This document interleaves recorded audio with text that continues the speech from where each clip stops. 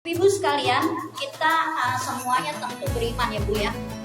Ya, insya Allah. Namanya kita percaya sama Allah ya, tidak menyebutkan Allah, itu namanya kita beriman. Tapi apakah kita sudah memiliki iman yang sempurna? Belum ya Bu, aku ya Bu ya. Insya Allah ya Bu ya, dalam proses ya Bu ya. Dan ini Bu ya, ciri-cirinya kalau kita memiliki iman yang sempurna, pertama kita tidak takut Bu. Tidak takut apa Bu? Tidak takut dihina orang, tidak takut dicemooh orang, dikata-katain orang ya. Namanya manusia ya Bu, pasti dalam kehidupan ini ya, dalam semua aspek kehidupan ya, bukan di pengajian aja, bukan di rumah aja, bukan di kantor, bukan di bisnis, semua ada yang pro dan kontra ya Bu ya. Dan itu semuanya kita harus ikhlas Bu.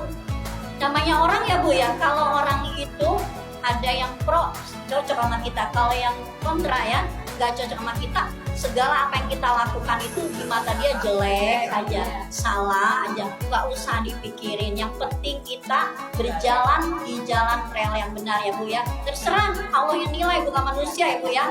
Seperti dulu ya Bu, ada cerita dalam sejarah, ada keledai Bu. Keledai itu ditaikin sama bapaknya sama anaknya.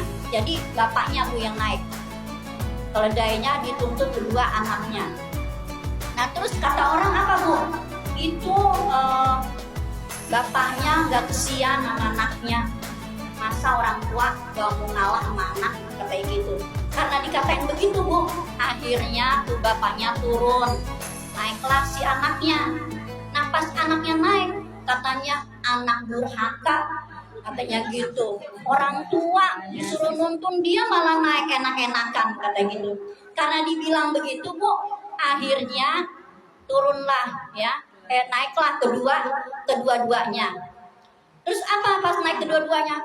Dasar nggak punya pikiran, keledai ditaikin berdua, nggak kesian apa sama keledainya gitu ya.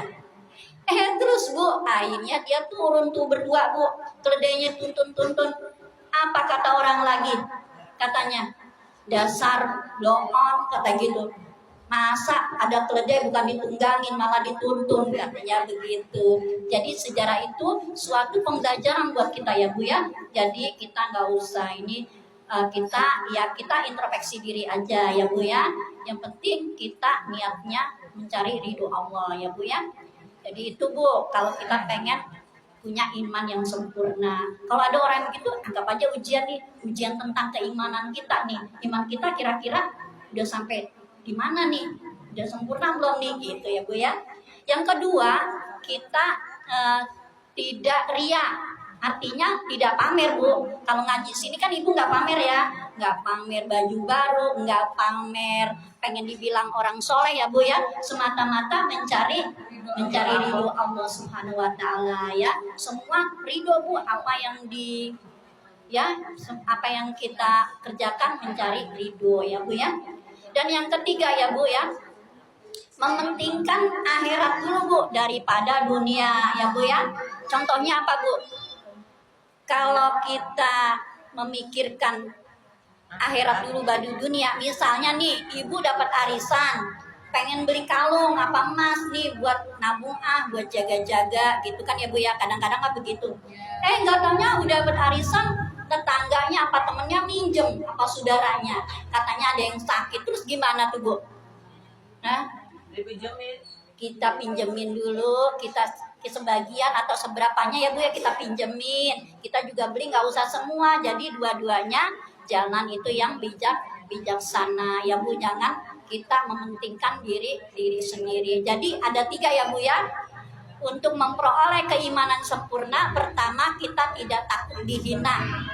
Kedua, tidak ria. Dan ketiga, memilih mendahulukan akhirat dulu ya Bu daripada dunia ya Bu. Mudah-mudahan ya Bu Allah berikan kita kemudahan dalam mengamalkannya ya Bu ya.